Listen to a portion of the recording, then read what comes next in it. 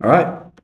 We're joined by Sam Haigh, like plague. That was gone over. The owner of Holy Grounds Coffee Shop in town, just at the top of Avon Park Hill, is it? Yeah, that's right. It's great to be with you guys. Yeah. Just at the top of Avon Park. And yeah, loving life in Preston. No, brilliant.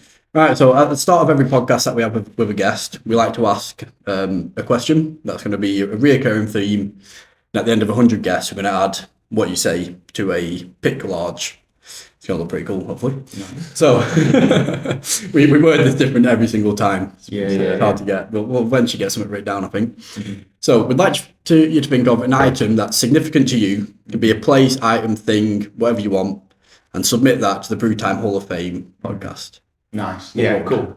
What would it be? It would be, well, so as we'll unpack during the podcast, a big part of my journey has been like faith and stuff like that. So I didn't grow up with any particular faith, but started going to church when I was 18 and then became like a priest. That's been most of my life's work up until recently. But yeah, I was given like my first ever Bible by my girlfriend then, my wife now. And she got me this Bible. She's really special to me because it was the first one I ever got. It was a little bit funny in the sense that she got this Bible, which is called like the Good News Bible, but it was for people who don't speak English as a third language. Right. So I was touched on one hand. I was also a bit offended because I felt like my English levels were a bit higher. Did you express this to her at the time? I expressed it to her at the time. But yeah, that particular Bible, like I've always kept on my shelf. It doesn't look pretty impressive, but it's like important to me. And yeah, like I scribbled on it. It was the first sort of like Bible I ever really got to grips with. So yeah, if I was to like put one thing in the Hall of Fame, that would be the thing. Oh, that's really nice. You say your shelf in your house, is that something that you have that you just put random stuff on? Yeah, man. We've got a big bit like this. Yeah, exactly. A bit like that. We've got like a big we call it the school room, and it's where we eat, but we've got like big shelves full of books and stuff like that. So we try and fill the place with books. No. Well, George's has books. Mine doesn't. Mine has a magazine. Oh, very impressive, man. Yeah, I like that. It's awesome. And it's got like samurai stuff, which I like. Yeah, 100%. That's right. So, with your whole journey to get to the point where you are now, Holy Grounds, how did that come about in the sense of how you became a vicar and then went from that into the Holy Grounds and then where you are now? Yeah, such a good question, man. Basically, it was really unexpected and it's been really recent, so it's great to be able to chat about it. Essentially, yeah, for the past 12 years, my main job has been like being a vicar. So we moved to Preston from London to take on Preston Minster, which is like the Cathedral of Preston. And that church had sort of dwindled in size over time. Like the congregation was maybe like 12, 15 on a Sunday, very small. So we sort of came with a team of people from London, and we relaunched the church just in a contemporary way, really. We didn't do anything like crazy. We did a bit of a building project and relaunched it. And that really, yeah, it was cool. So we sort of did that for 4 years and built the church up to like probably about 200 on a Sunday. So it was really kind of, building kind of momentum and stuff like that.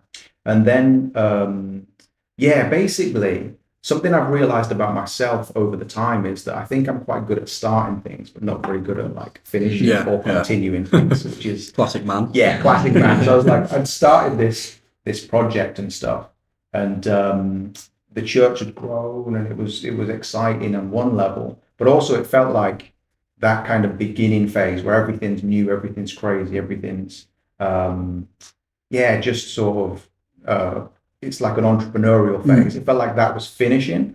So what age were you around at this time? This was only, we moved up 5 years ago. So I'm 39 now. So yeah, 34, something like that. So yeah, it's literally maybe a year ago, we started to feel like actually maybe the time has come for us to do something different. And we'd started Holy Ground as like a little side hustle. Like we never intended it to become like as big as it was. It was just like a little coffee shop we started in our garage. And literally, man, honestly, like the early days, it was so basic, like a water can, and like we had like a waste bucket. We had like no plumbing, basically. Everything was like festival setup. But we bought like a donut machine off eBay for like 700 quid, which was terrible. And we were just making like Blackpool donuts, it was like super basic. But yeah, over time, like it really like got a bit of a following, and it started to, we employed staff and stuff like that. But my time was split. It was like doing the church thing, which was cool, but it felt like that was kind of coming into a new phase. And then we were like loving this business stuff, which obviously I did myself, but also with mainly my wife Hannah. So we were just loving it, and we were like, actually, why don't we feel like the church, we could kind of hand the baton on to somebody else, let them run with that, and do a bit of a career change. So the last kind of 6, 7, 8 months has just been like a massive like transformation, and we've never intended to sort of walk this journey of starting a business, starting a coffee shop. And in Preston as well, it's not somewhere like, I'm not from Preston originally, and stuff like that. So it was kind of that desire to do stuff a little bit differently to the way we've been doing it. And it's been good. It's been successful. So that's cool. How are you finding it from the move from London to Preston? Or do you think you're settled here now for life, or? Yeah, we feel pretty settled. I mean, we feel like Preston is a great place to bring up a family and stuff. Like, we loved London. There's loads of stuff to do, but it's such a busy place. And we've been super encouraged by like lots of different businesses doing like creative stuff. We feel like, we're quite settled here, and just really kind of getting used to the city. So we feel pretty settled for the time being. So it's cool. But I like Preston. With the church and the holy grounds, are they connected in any way, or not really? Is it all your? It's completely separate now. Yeah, I mean, it always has been really. Like, where we live is the vicarage essentially. So every vicar gets a vicarage, and we live in that house. And we used to get it for free because it's part of the job, which is quite a nice little perk. It's like, oh, here's a job and a free house. It's like, and it's also hit and miss, man. Like, you can be a vicar and get some houses that are awful. So we feel like, that house at the top of the park there, it's nice. So essentially, it was a really cool situation where we could keep living there, and actually, over time, we're in sort of negotiations to try and buy the house. Right. So we'd love to buy that, stay there. Is that entire thing yours? Yeah. We literally live next door to Holy Ground. So you've got the garage, which literally was our garage. And it's a big double garage. So it could fit 2 cars in. It's a bit of a pain in the sense that it was great to have parking around that area. If people listening know Winkley Square, like, it is a nightmare to find parking. Oh yeah. And it was great to have a garage, but the coffee shop is going well, and it takes priority at the moment.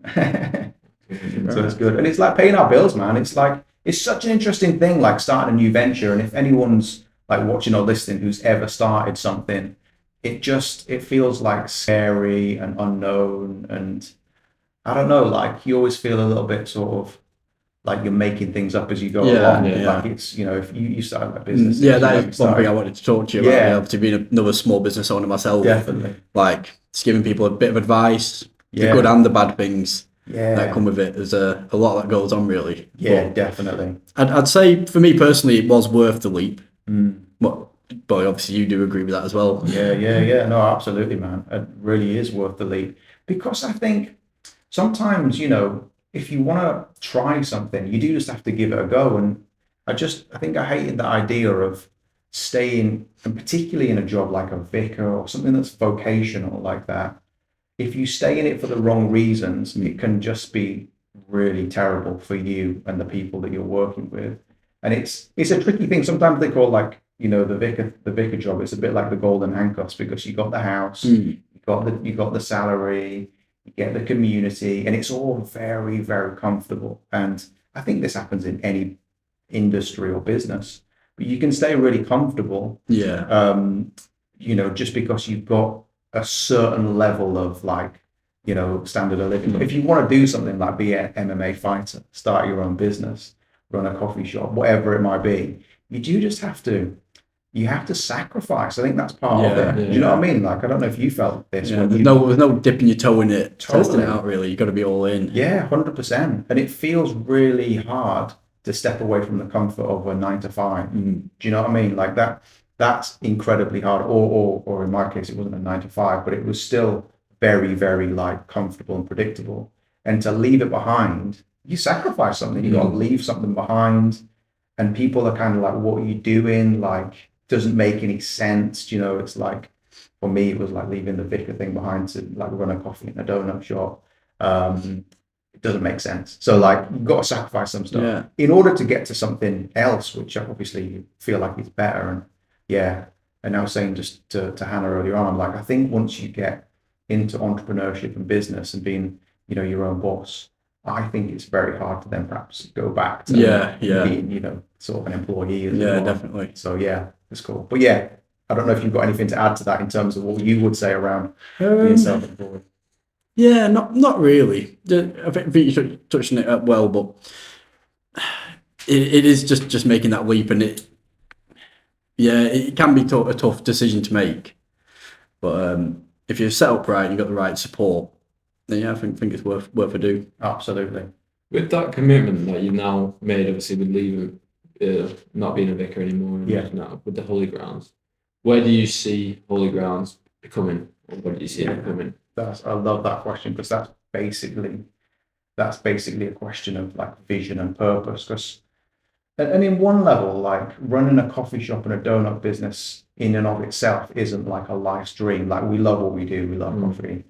We've got to be careful with the donuts, but we love them. You know what I mean? It's get out of hand. But yeah, it's we love it. But like, just running a coffee shop and a donut business isn't like the end goal. The end goal is bigger than that. So that question is really good, because it gets us thinking about like where we want to be in the future. So the goal really is to have lots of like shops dotted around Preston, sort of northwest area.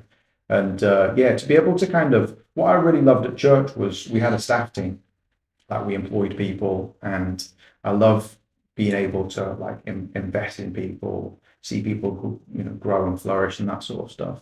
So I think for me, the goal, like this year, for instance, my goal is to launch 2 new locations for Holy Grounds. I had to buy 2 houses. We bought one. We do a little bit of property as well around the edge. So yeah, 2 locations, 2 houses. Right. And then, you know, I'm sort of at an age, a bit older than you guys. I'm like 40 in a year's time, basically.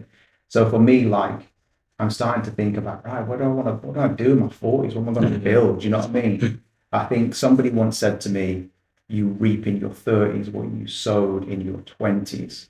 And that's true. And then I think, you know, you continue in your 40s to build on what you started in your 30s, you know. So it really rang true. So for us, the vision is definitely expansion. Expansion comes with complexity, but it comes with a lot of opportunities. Financial growth in terms of team, growth in terms of, I guess, if you believe your business is making the world a better place and helping people out and there's sense of purpose and stuff to it, then I think you can find real like joy in it and happiness and stuff. So yeah, it's definitely around expansion this year and on into the future. Have you spotted anywhere in particular? Yeah, we have actually. I was just with a builder today looking at a little spot in Leyland close to Warden Park. So yeah, hopefully kind of early or mid-May, we'll be launching Holy Grounds 2 near Warden Park. We've been looking for ages, man, because we've hit a little sweet spot in Preston. You know, that little location next to Overland Park is such a good spot. And the only downside could be an upside. Yeah. You've got to work for the donut. That hill. People come out of breath. I'm like, before I come to you, I stand on that corner from like, get my breath back. I can't look out of breath when I come up to it. Yeah, there's a lot of people who can't talk. Yeah. So it's such a good location. So we've just been looking for similar sort of thing, you know, where essentially you've got like this location next to a park, but also Monday to Friday for us, it's a lot of offices around Winkley Square, people who are going into town. So yeah, it's looking for that sort of venue, and also one that's quirky. I think people love the fact that it's in a garage. Yeah. Man. I was surprised when I saw it. And the little pink bench. Yeah, that's it. All those little kind of, you know, defining features of the shop that are really unique. People like often because we lived in London, people had, you know, big coffee shop in a shipping container, wheelbarrow, shed, garage, whatever, you know, it's like normal. But it's really cool to be in a place like Preston where there is a real openness to people doing things in a different way. Tell you what, actually, me and Reece were actually walking through town, and you know the strip near the Museum of the Bell, 9 red phone boxes. Oh yeah. They're actually renting them out for Yes. like a £5 a day, and you can do something with that. You can plug in a coffee machine. It's actually not a bad idea, is it? Really? Yeah, yeah, Five yeah. £5 a day. £5 a day. That's You crazy. can sell 2 coffees paid for. Yeah, What would you do in that? Yeah, Would you rent it well, to out? be fair, I think a coffee shop is the only thing you can do, really. Yeah, little tiny Yeah. sort of Maybe a stand. single. Yeah, sell like buttons, Cookies and that. yeah, whatever. It could be some kind Look of at Meg to sell cookies. Yeah, it's not a bad idea, to be fair. I don't understand Sure. how you don't eat the donuts. Yeah. I said to Megan, I said after she's done with fighting, my missus fights as well. I Yeah. said after she's done with fighting, I think she should be like a baker. Yeah. She's awesome. Yeah. And she's right now. She went from brownies. Now she's on to cookies now.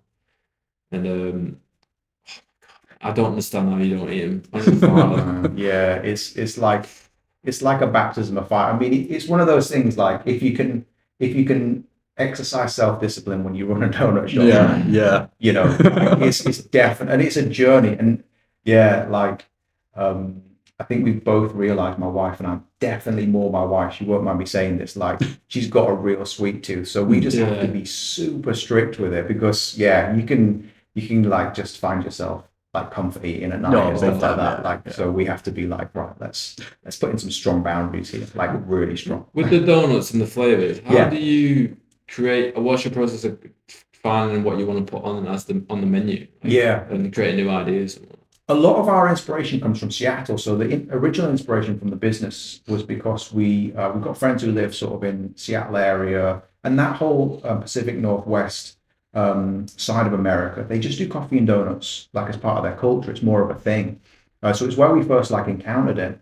And we follow a lot of Instagram accounts where they do like a monthly flavor thing as well. Yeah. So a lot of those accounts, really give us inspiration. So it's inspiration from other people who are doing similar stuff, but then also it's partly seasonal. It's thinking, right, it's essentially springtime, man. Yeah, cream eggs, Easter. Like, how do we, incorporate something of a Easter egg theme into the donut? And the cream egg one was a big hit. Like the mini egg one was a big hit. Oh yeah. I think tomorrow, I mean, this will go out later, but tomorrow there's a hot cross bun thing with like custard inside it. It's going to be nuts. But and here's all of that stuff, man. People do like those like one-off specials. Particularly on the weekend, we found now, we'll open the garage door and there'll be a queue down Ribblesdale Place ready for it, because we obviously make everything ourselves from scratch, like proper raw ingredients, and it takes a long time, so we can only do a certain amount. So we sell out pretty much every day. And particularly on the weekends, it's been like 12 o'clock, 1 o'clock, we'll be gone. Yeah. So people know if they want to get the best flavors, they get there early. So we like that. And there's something about that as well. I think we'd seen it as like a hindrance to the business because we couldn't get out more donuts, but actually partly because there's only a certain amount, it actually increases people's interest. It's a big marketing. It's like scarcity marketing, basically. It's like places that only open 12 till 3 Friday to Sunday. Yeah. They'll be rammed in that 12 to 3. Yeah. Whereas if they'd open normal hours throughout the week, they'd be pretty empty. Yeah. So we found that out by accident. That wasn't like a clever marketing ploy. We sort of realized that we were, and somebody said to us, "Oh, that's like scarcity marketing." I was like, "Never heard of that before." But that's what we were essentially doing. So things like, people could pre-order previously, but we've sort of stopped all that because it was complicated. And part of the whole thing is, it's like, I don't know, McDonald's breakfast, man. You want to get there before, I don't know, when do they stop? 11 now, I think. 11. 10, isn't it? So it's like, you want to get there, carbo, you want to get there first. You get the best stuff, man. It's the same with the donuts. But the inspiration, it's a little bit of like magpieing stuff from other people who are doing similar stuff. Then my wife she's just a real creative. She's the brains behind the flavors and stuff like that. So you just make it in your own time then? Just try them out. Yeah. How will that work as well for when you get a second, third store? Will just you two still make them all and supply them stores? That's basically the idea, yeah. So the goal is to have like the unit in Avon Park making the donuts centrally, so then we can take them to Leyland or Chorley or different parts of town in these little kiosks, and then that means I mean, from a business perspective, it means you can be quite lean with your staff. You've just got one staff member in a kiosk, you know, serving donuts and so on. So yeah, that's the goal. But the infrastructure, I mean, it is a garage, you know what I mean? Like we literally, you know, started from the bottom, now we're here. Like it's like it's been a journey to get it to a stage where it's, you know, it's able to make a lot of donuts. We just bought a massive fridge so we can put like 1,000 donuts in. We need, like, I literally, you know, take each donut by hand at the moment and place it into the fryer. And, you know, you can get 18 in the fryer, and then I literally take them out one by one. Yeah. You know what I mean? And then it's hand glazed. It's very like laborious. So there are ways in which, you know, you can buy essentially machinery to make life easier. We need a better system. Yeah. We started off with a different system, and things have evolved. So I mean, I like that about business, because you can increase, you know, your productivity and your output by getting some better machinery. You know what I mean? It's like it's good. It's completely different to running a church where you can't reflect a person with a machine cabinet. So like, it's a really nice thing to be like, oh, make this investment. You know, actually that will help us out, make us make more donuts and so on. So yeah, it's cool. Are you going to be getting a big stock for this weekend? Yeah, we're literally on Monday, guys. Yeah. So bank holiday Monday. I'm sure everybody like who's in Preston listening knows that like Avon Park is taken over by like thousands of people. And we literally 5 years ago moved to Preston on this weekend. It took us, you know, we opened the curtains of the bedroom and we were like, there's 5,000 people in the park, man. Like, it's nuts, and there's loads of noise. So yeah, we're prepping big time for bank holiday Monday and egg rolling and hoping. Have you ever been? No. Have you not? No. You do know, like, Preston, like, pretty much invented egg rolling. I didn't know that. Because I know that they'd roll it down the hill. Yeah, because of Avon Park Hill. That's pretty cool. That's where it's pretty much invented. Yeah. Other places do it. But do they? I've never heard of it before. I think like some places do it. But it's pretty definitely northern. But I think it did come from Avon Park Hill. Yeah. So it's an institution. You get it's basically a festival. They have rides, everything. It's mainly for kids, like. Yeah. And you? I go every year. Yeah. I have to take my little sister to act like I'm going. It's not just for me. Push her out of the way, running after them. You there before race. But you all line up at the top of the hill, and a guy will give like a countdown. The mayor's normally there as well, and that give a countdown. That's a perfect spot for you. Like that day. Yeah. I mean, last year was an absolute washout. I think we were like prepped. You know, we had every staff member on. And like loads of donuts ready, and then it was a real flop because it was really quiet. My little sister wanted to go on every single ride. It was raining. I was like, yeah. Well, because sometimes, I mean, when it's nice weather, the queues are crazy. So I think you'll be really busy like Monday, definitely, which is great. Yeah, it's good fun for us. It's good fun for everybody else. Cool. You're talking about kit. I've heard you're looking at getting a new coffee machine. Yeah, that's right. Yeah, absolutely. That's a big investment. And again, that's another thing with efficiency. So particularly Saturday, Sunday, we can, you know, you get sometimes people waiting for a coffee for like 20 minutes and we just like, that's unacceptable. There's two ways of overcoming that problem. One is employing more people. The other is finding, you know, essentially a coffee machine that's more efficient, faster. So yeah, we're about to make a pretty sort of sizable investment in a coffee machine. But not cheap. Not cheap. Much more than I thought it would be, in order to be able to put more coffees out. Because that's the bottleneck at the moment in terms of people come on Saturday, Sunday, really slows things down. You know. Yeah.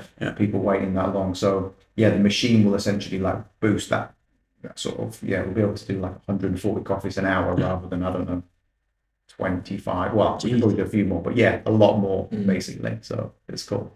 With obviously how we just said how you're investing in kits and how you're finding more ways to streamline the business as you start. Yeah. As you start increasing the experience in it. What do you find for yourself as surprising most about how much an aspect of the business that you enjoy? Yeah. Same for Hannah, your wife. I'd say the bit I enjoy the most is the it's almost the behind the scenes stuff. I do like sometimes, you know, taking a shift and being a barista and things like that for an afternoon, just about getting scripts with that. But the stuff that I really like is the challenge of growth. So I think in every job that I've done, that has been the reoccurring theme. I like to, think about how to get to the next stage. And some of that is literally walking around looking for new locations. Some of it is looking at how can the business be more efficient in terms of like the machinery it uses. How can we find great team members that can essentially sort of replace us in some way so we can do other stuff. So for me, that's my strength.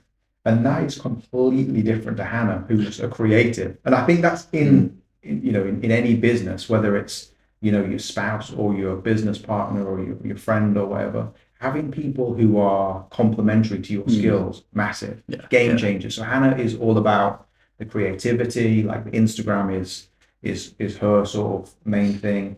The stuff around the flavors, and also the merch stuff. She designs that. She's really artistic, and also like I say this to her a lot. I'm like, Hannah is like the spirit of the business. She is when you see her with customers, like she is exactly what you want a barista to be like. You know what I mean? So whenever we get new baristas in the future, I'm going to be like, Hannah, you need to spend like a week, a month, like on the same shift, just so they can watch what you do and how you do it. And it's things like going the extra mile, like when somebody came and they ran the guild wheel or something like that, and they were finishing at Holy Ground. So they ran the guild wheel. If you're not impressed, then it's 21 miles. It's a big loop around Preston.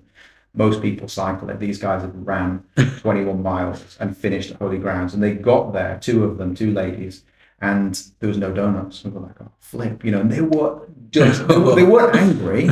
They were just gutted, and they got coffee.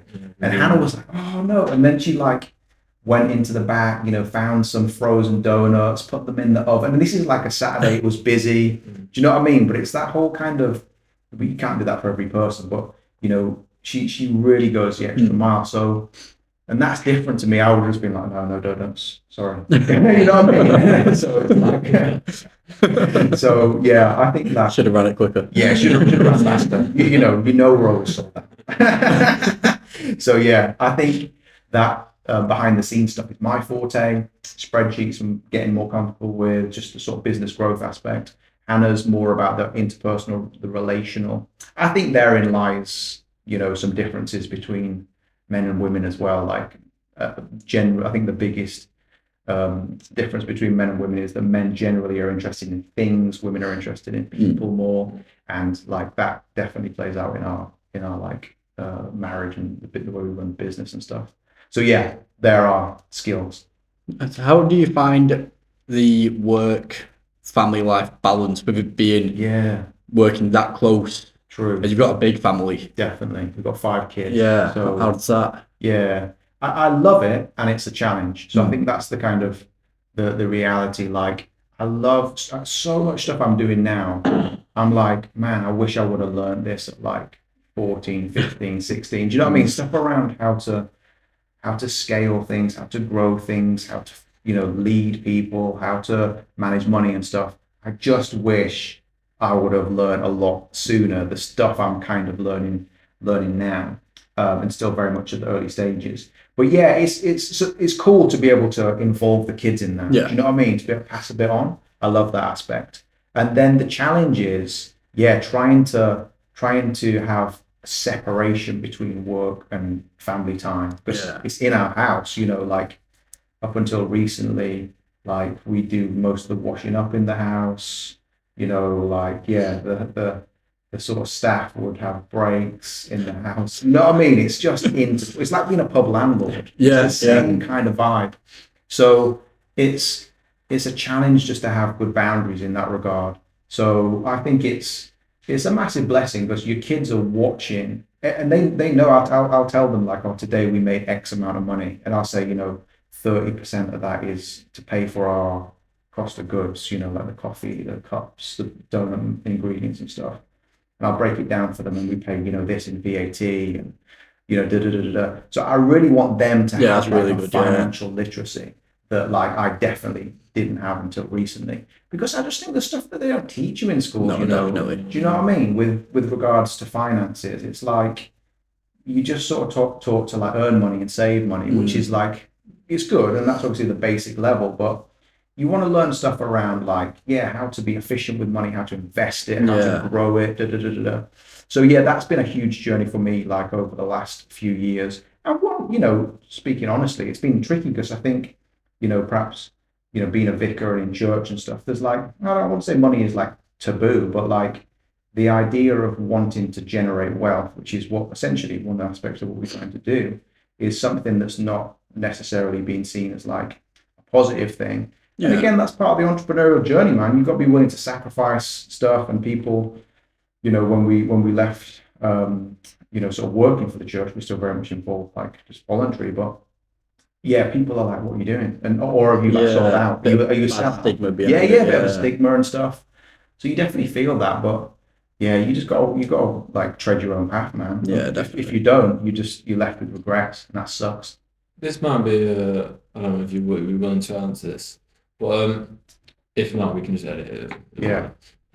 With the church, I've noticed, especially with the gym, or in the aspects of the gym life and that, there can be with any people, there can be politics into it. Do you find that there has been a sort of politics has played a role in it in the church life when you're involved in that?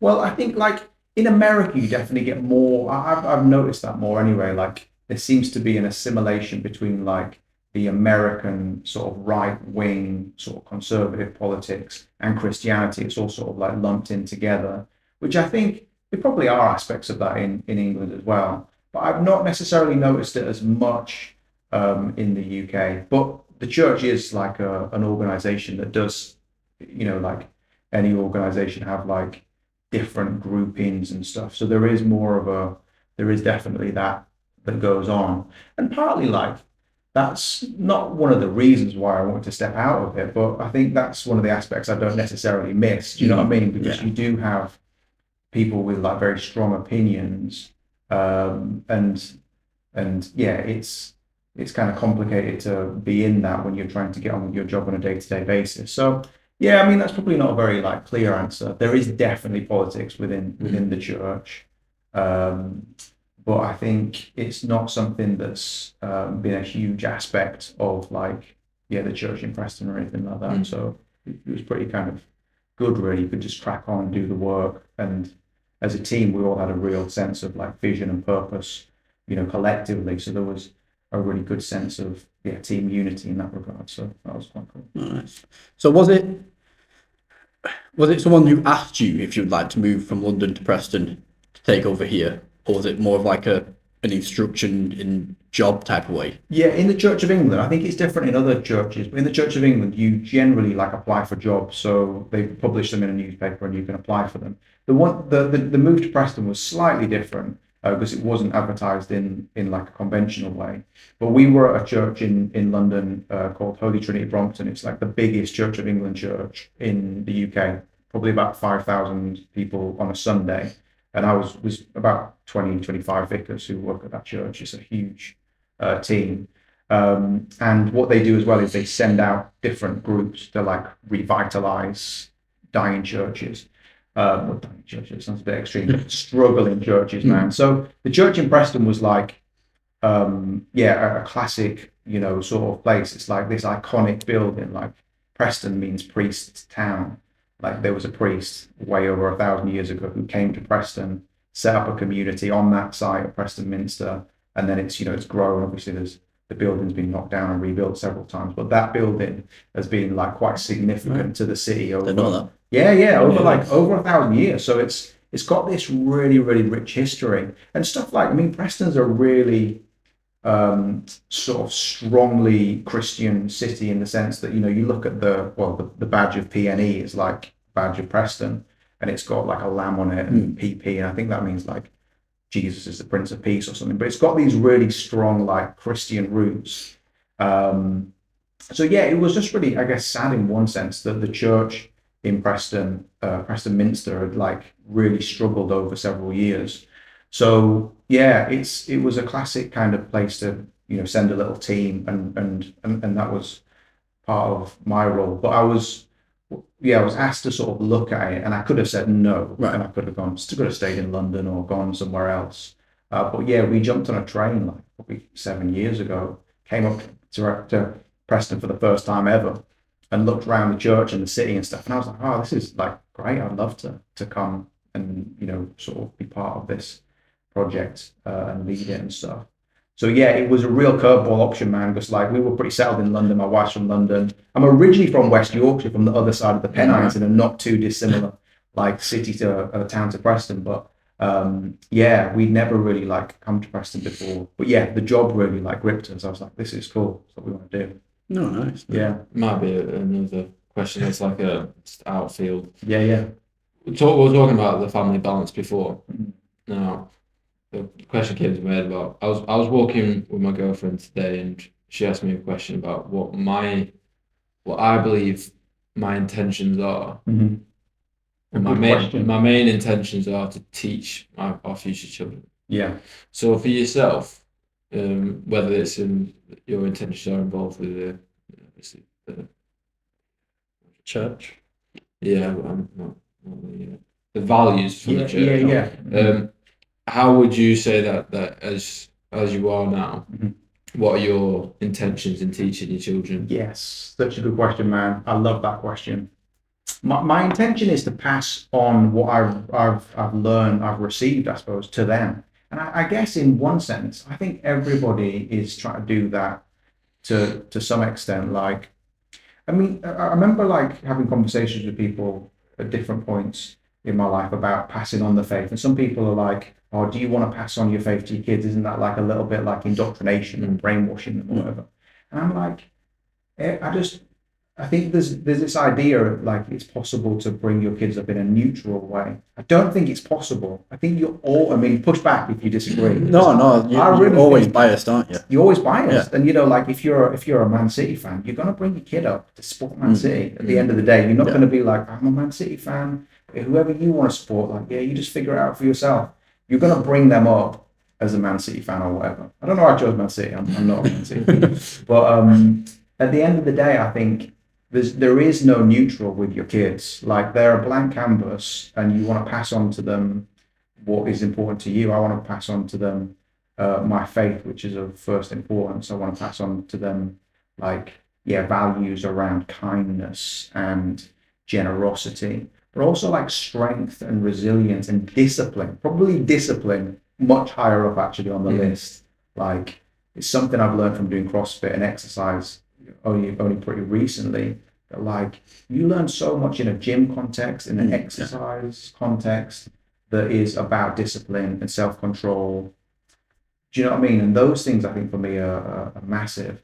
So yeah, that would be kind of they'd be some of the values. But like at the top there is, I don't want to go on a podcast and say, I want to brainwash my kids. That's not what it's be provocative. I don't want to do that. But I just think that there is no neutral with your kids. Yeah. You're passing something on, even if you think you're not, even if you think you're just like holding back, they're picking something up from the fact that you're not passing it on. It's not important to you if you're not passing it on. Do you know what I mean? So I'm passing it on.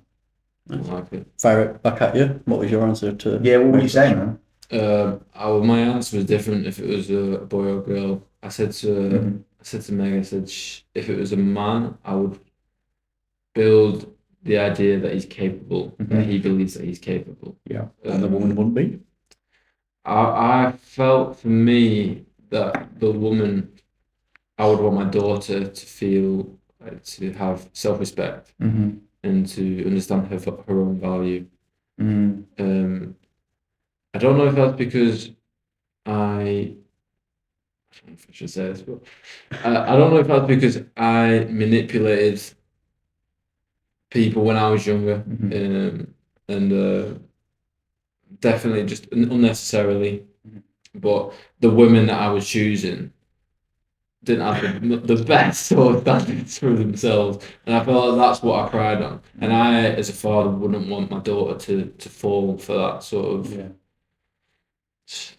people chatting shit, basically. You know what I mean? Lads being lads. You know what I mean? I wouldn't want that. So you'd want your daughter to have self-respect in herself and not kind of fall for yeah, like you say, kind of the wrong type of Yeah. folks, basically. I think the primary job of a father in any context is to speak like truth of who they are, like their identity, like you're important, you're valued, you're valuable. And if they value themselves, they won't sell themselves. They Yeah. won't compromise. Yeah.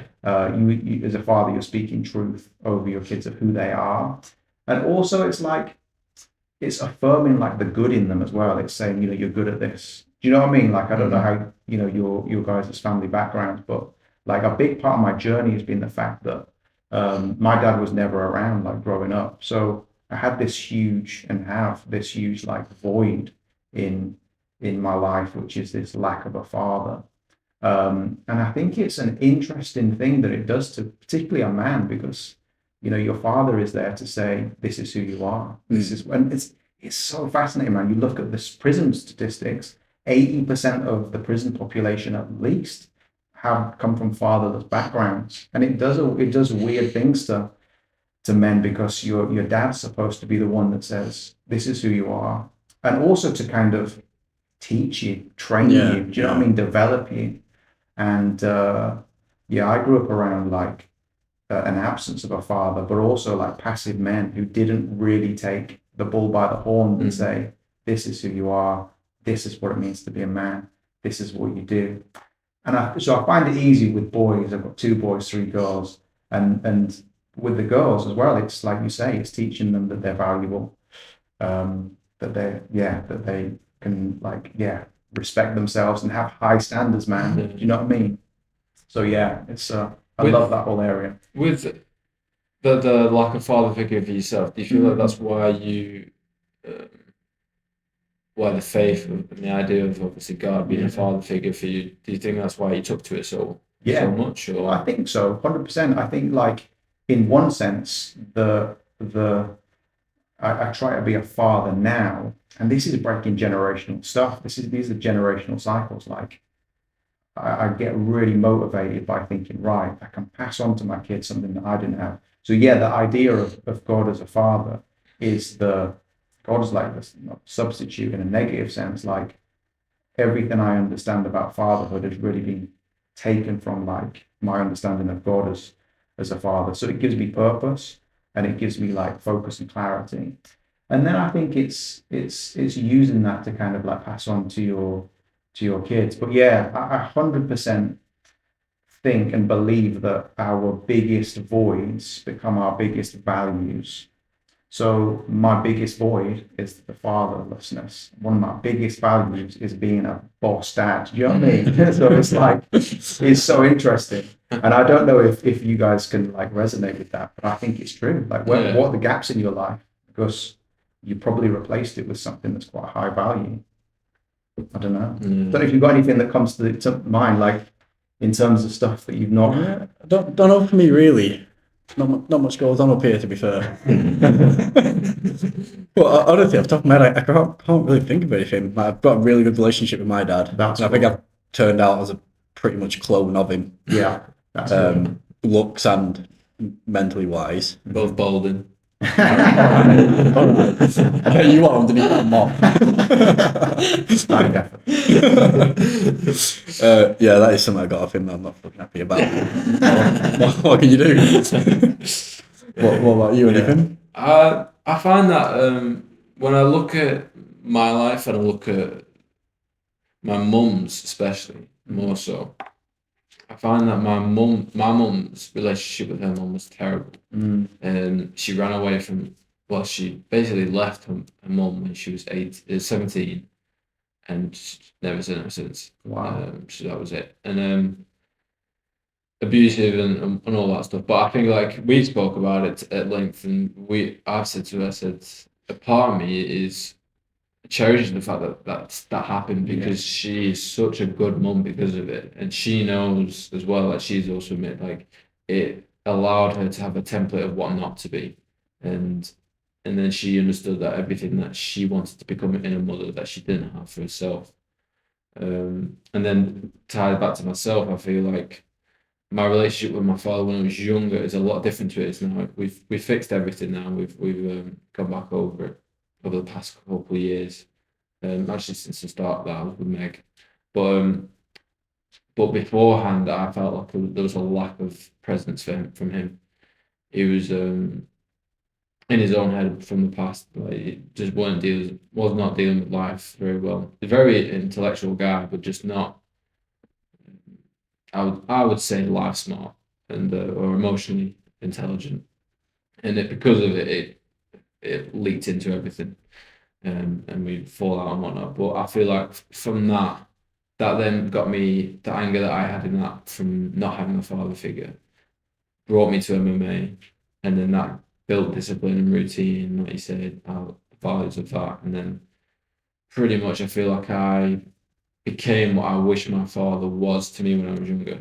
So I always said to Megan, I said, I want to be able to look at my child and not have to tell them what to do. They can just look at my life and think, yeah, he would probably do that. This is probably the better decision. And like to use my life as a how do you say it? I don't want to be all talk. Yeah. Basically. I want to walk the walk, just to, Lead by example. yeah, lead by example, example. and being able to let them see. Yeah. The proof is in So, the pudding. 100%. With that, has taken your like kids to religion. Would you take them to fitness and practicing mixed martial arts? Yeah, I would. I'm not actually bothered about them fighting. I don't really.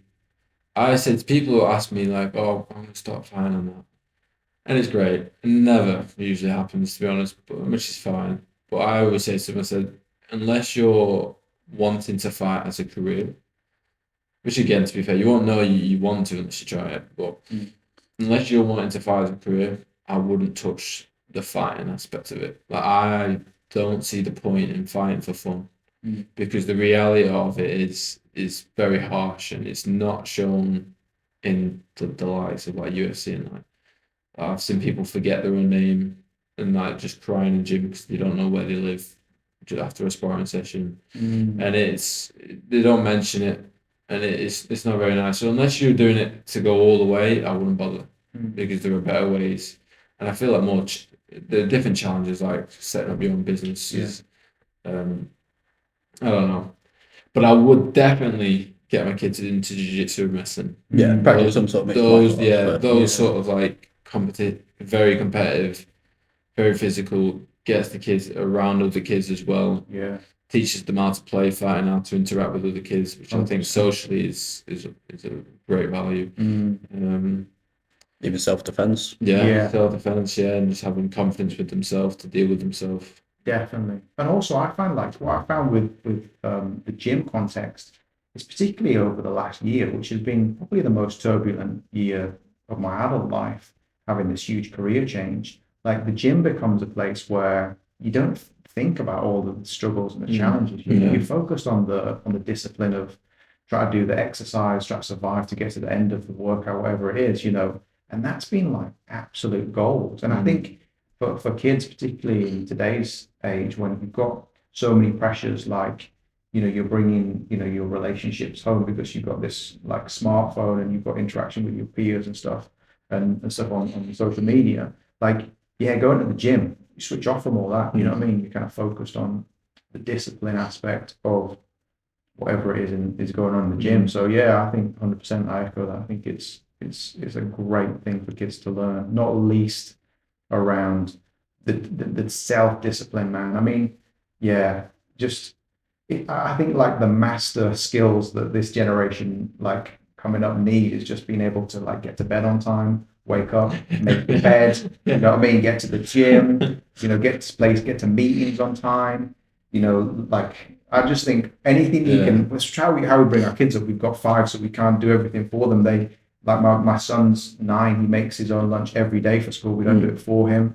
It's like my biggest thing for them is like be responsible for your life. Do you know what I mean? Take hold of it. Like don't wait for somebody else to come and you'll help always you be out. there. Yeah, that's it, man. People will help you out where they can, but like, be responsible for your own life. Like responsibility is not a very exciting word, but I think it is a super weapon in this like day and age. Do you think that's a lesson that is sort of happened by accident since you are so busy? Yeah. Or do you think that that's something that you consciously at the start try to implement? I think there's a mix of it. I definitely am conscious of that with the kids. I say it to them really regularly, and every time they ever go through something difficult. We homeschool 3 of our kids. 2 of them go to school. You homeschool at the same time. Yeah, well, we can kind of like we make how do you time that? we make donuts in the morning between like 6 to 8, and then we're done. Phoebe, the barista, comes in. She works Monday to Thursday, so we've got busy weekends, and we have a decent amount of time. But yeah, we homeschool the three older girls, and 2 of them, 11 and 13, they went to visit a friend in Bedford. Like London train from Preston Station. And on the way back, like someone said something to the conductor, like, why are these kids sort of traveling on their own? They're like little and stuff. So they get met off at Preston train station by the police. And it's like, first of all, I'm like, bro, at that age, like 11 and 13, I was doing some wild stuff, man. Yeah. Police, I probably were involved, but it's like, it's just like they're just literally traveling on a train. They were dropped off the train station by us. They were met by a friend's parent, like their friend's parent on the other end in Bedford. But anyway, they went through this thing with the police. And when I heard when they rang us up, I was buzzing because I was like, right, this is a difficult thing for them to go through. Yeah. And they're going to learn to look that police lady in the eye and to articulate, what they were doing, and they're going to feel nervous. They're going to feel stress, and the sky's not going to fall. They're going to survive, and they'll be stronger for it. So and then, you want to chat that through with them. Say, I'm delighted that you went through something difficult. And they do CrossFit. They do CrossFit twice a week. Yeah, I was just going to say, The girls. Yeah, it's their PE lessons. Was it yesterday? Yeah, Thursday. Yesterday. Yeah. So they do Tuesday, Thursday. They do CrossFit again, because I'm like, I want them to, kind of catch up and be way ahead of. I want my sort of ceiling to be their floor, if that makes sense. Do you know what I mean?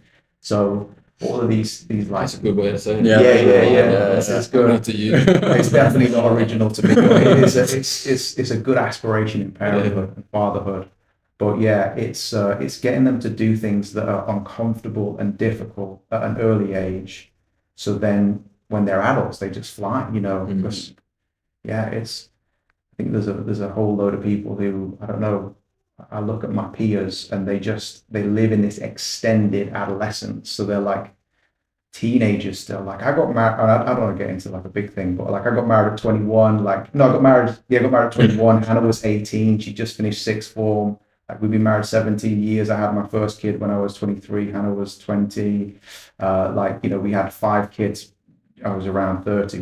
We'd had 5 kids. Like life has been about responsibility and taking that on. I think particularly for men do very well when they have stuff to do. Like a bored man is a dangerous man. Like you want to be busy, you want to be active with meaningful, purposeful work. Do you know what I mean?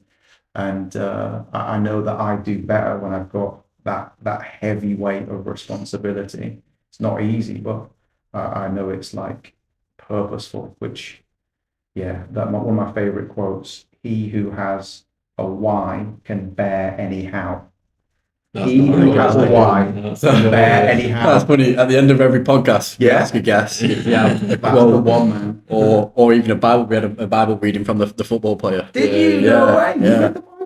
Although I was disappointed, he didn't call it out from the top of his head. He had to look it up. He started reading it out, but he said it as if he was going to just. Somehow he had it on his smartwatch, actually. It was on his smartwatch. Yeah. Oh, wow. That's impressive. Good. I'm glad I'm not the first But one to read the Bible.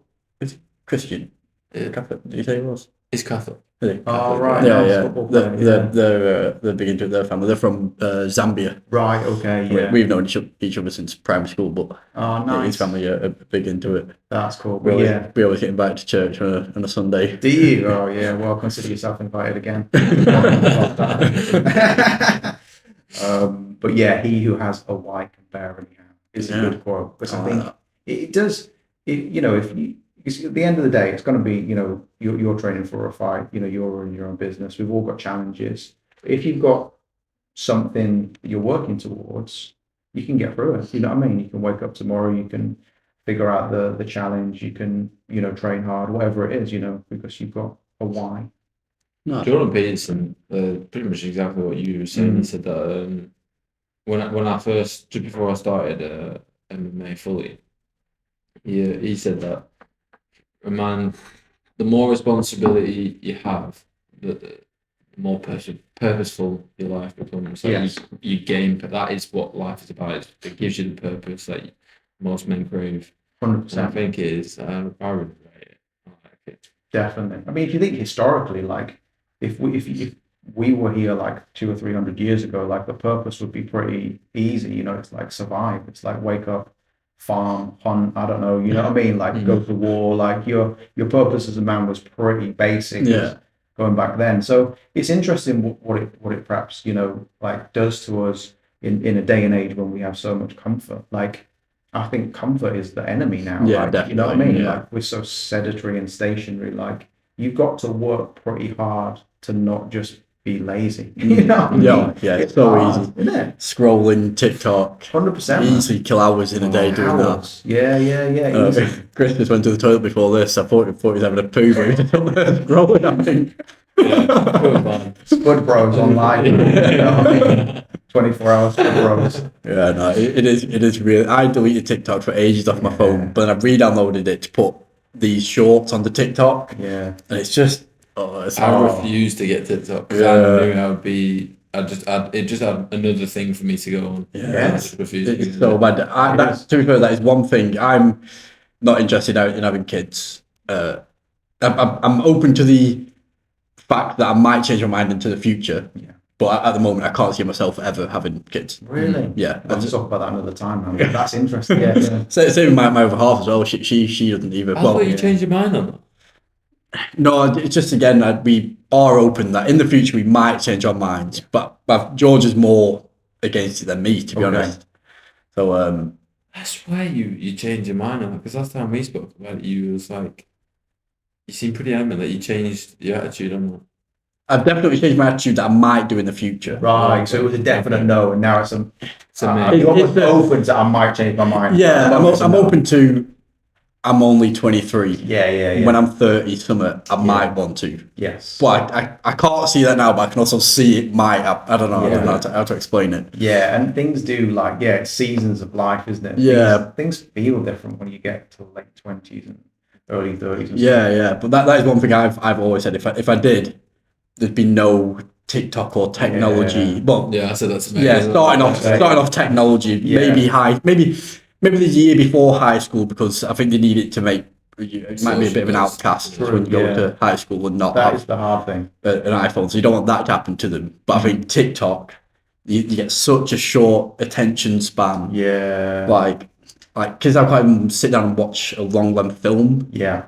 Without just whipping out the phone or something. Like you see in cinemas now, there's always a glaring light somewhere. 100%. It's that's my biggest pet peeve, I think. It is definitely, and I think we've really battled with it. Like there's been seasons when our kids have gone into school as well, and it's been difficult to. They've really, like my oldest particularly, really wanted like social media and stuff, but we've been really strict with it. So I think she's 15. She's only just got like Instagram and Snapchat.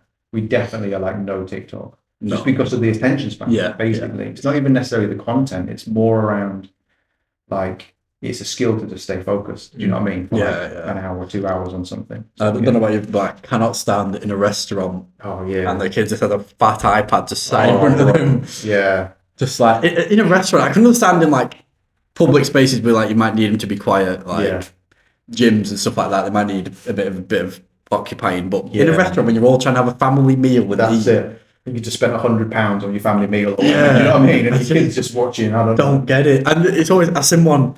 I got recommended to go actually by Ben. Cafe Royale in Fleetwood. Oh yeah. Bit of a drive. Yeah. They do a 3-course Sunday roast for 15 quid. Again, they're only open Friday to Sunday.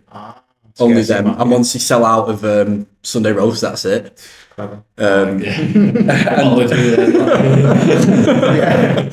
both times I've been, there's this one kid who has like the big, massive, like triangle stand because he can't even be asked holding his iPad that he rests on it. And it's just like that's nuts, isn't it? That is literally, like, if we get invaded, like, we're screwed. I can yeah, that is mental, isn't it? Yeah, I like Fleetwood. It's we've got 3 properties and they're all in Fleetwood. Oh, really? It's a good little investment area. If you're ever looking to buy a house, they're pretty reasonably priced. So you rent them out? They're renters. Yeah, definitely. And we're building a little portfolio. Well, hopefully quite a big portfolio over time.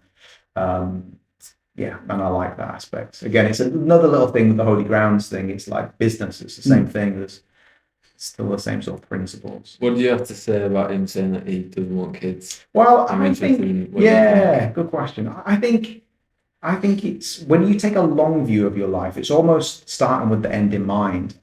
I think one of the best things I encourage, like a lot of, particularly like young guys to do, is like, write your eulogy, man. You know what I mean? What do you want? Who's going to stand up there and say, right, Sam Haigh, what was he? What did he do? What was he like? What did he achieve? And who are those people? Who's going to be saying it?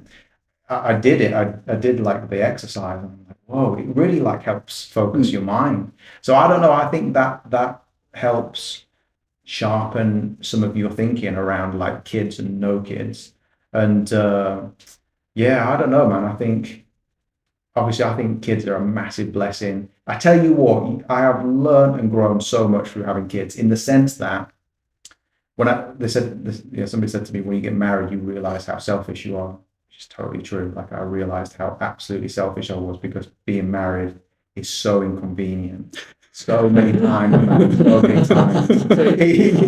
sharpen you, bro, in a way that, like, it's crazy. And then when you have kids, you realize how really selfish you are. We fully admit 100%. We are far too selfish. We want to go holidays. We don't want to have a hindrance. 100%, man. We just want to.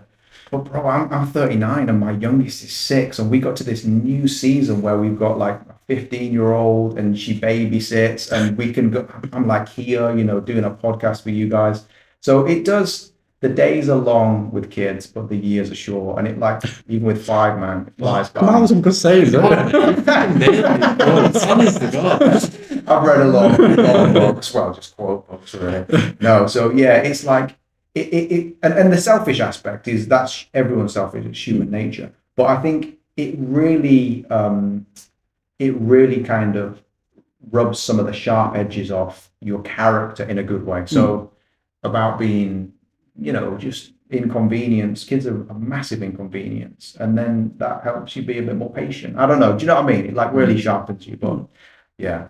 I'm not going to like dog on you for not wanting to have kids. Don't worry, my mum, grandma, and that they do that anyway. Nice. Got plenty of pressure. Yeah. Well, you'd be a good dad, and at the end of the day, passing on. I think I'd make some good-looking babies, but yeah. will we see? We're not sure yet. We're not sure.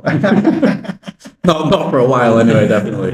Okay. Not for a while. That's my dog there on the picture behind you. Black dog, and he's, what does he weigh? Like 55 kilograms. Oh, really? He's like a small person anyway, Nice. and that's enough. Even that's a lot. Isn't it? Yeah. 3 walks a day. Yeah. I think he's down to 2 meals a day now, but nice.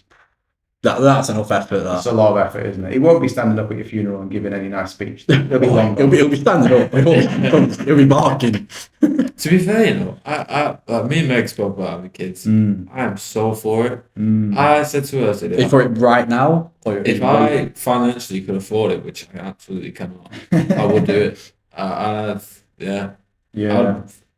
not going to go any further than that. Get married first. I said to Meg, she's the one. Definitely.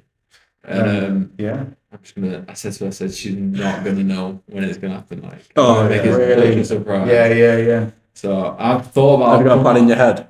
So this is the thing. I've thought about some ideas for it, but nothing's stuck so far. But the thing's gonna work, I think. I can't say it because she doesn't. Yeah, of course. Did you have a plan? I'm engaged. Yeah, you are nice. Yeah, it wasn't much of a plan. I did all the traditional stuff. I asked Hannah's dad. I like that. Yeah, which was cool actually, because like I don't need his. I can give you another quote here. I don't need his permission, but I wanted his blessing. It was like, yeah, a really good thing to do. And then I just proposed, in a place we used to get fish and chips. I used to pick Hannah up from school, man, because she was at sixth form, and I used to be a mechanic, so I used to pick her up after work. She'd finish school, and we'd go get fish and chips in this place in just outside Keighley, like Haworth. And yeah, that's where I proposed. It was very like unromantic. Did you get a chippy after? I had that first. I said, I'm going to go and put the chip wrap, the wrapping paper in the bin, and then I came back and put the ring out. There you go. So yeah, that was pretty low key. I mean, nowadays I feel like there's a lot of pressure on it though. People are like, get a photographer and a hot air balloon or whatever. Just you can just kind of. I did it here the day we so. My plan was to liaise with the estate agents. I'd get the keys first, Nice. And they were going to lie to say anything to Georgia to make her not know that I have the keys.